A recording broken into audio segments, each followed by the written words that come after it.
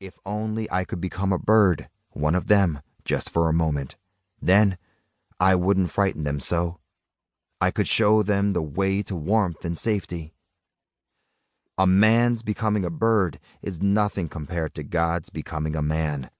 The concept of a sovereign being as big as the universe he created, confining himself to a human body was, and is, too much for some people to believe.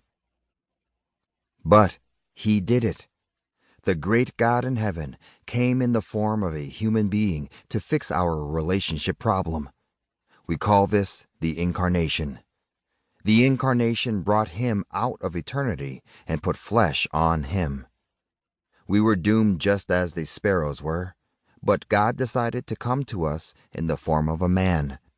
Jesus was the one who was spoken of in the Garden of Eden when Adam and Eve sinned and had been sent out, never to return again.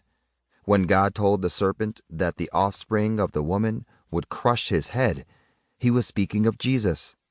Genesis 3, verse 15. Jesus was the God-man.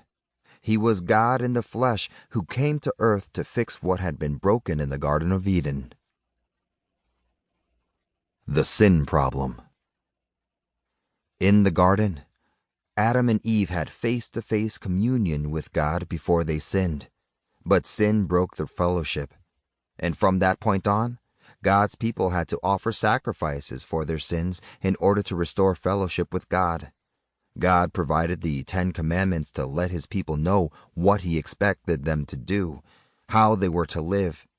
But no one was able to live without breaking those rules. All the Old Testament people of God looked forward to the day when someone would come who would be able to satisfy God's commands to live without sin.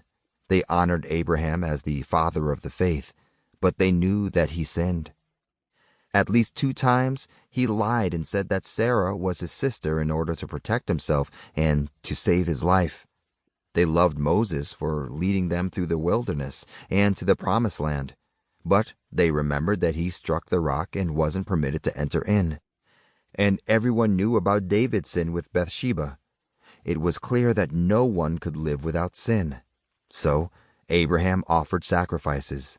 Moses offered sacrifices, and David offered sacrifices. Genesis 22, verse 13. Exodus 29, verse 42. 2 Samuel 6, verse 13. Sin required a sacrifice, and the sacrifices had to be offered repeatedly. Once a year on the Day of Atonement, all the people of Israel would gather, and the priest would bring 2 goats. One would be sacrificed to pay for the sins of the people, and the other would be set free. When Aaron has finished making atonement for the most holy place, the tent of meeting and the altar, he shall bring forward the live goat.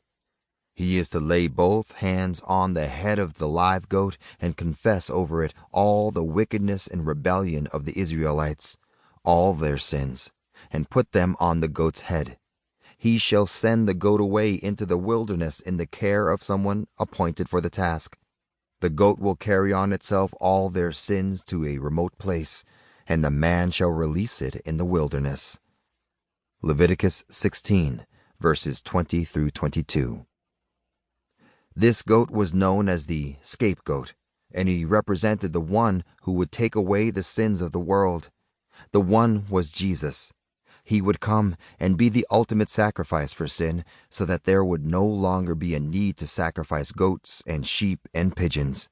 He would give his life so that broken friendship and fellowship with God could be finally restored.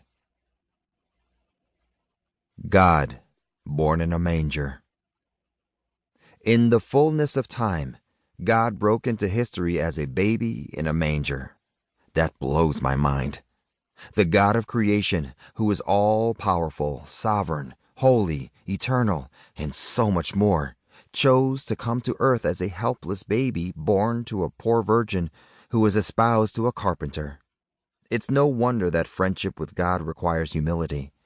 His humbling himself to such a low estate should motivate us to respond in humility to him and to others. Humility is hard to come by these days. It's not a desirable quality in a culture